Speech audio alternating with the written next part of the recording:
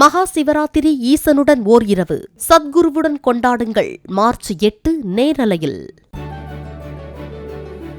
போதைப்பொருள் தவிர்ப்பு மற்றும் கடல் வளங்களை பாதுகாத்தலை வலியுறுத்தி இலங்கை திரிகோணமலையைச் சேர்ந்த 13 வயது பள்ளி மாணவன் தன்வந்த் பாக் நீரிணையை நீந்தி கடந்தார்.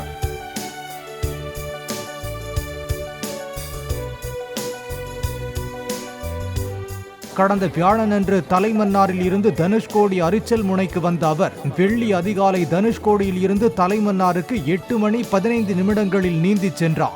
அவரை இந்திய தூதரக அதிகாரி சந்தித்து வாழ்த்து தெரிவித்தார்.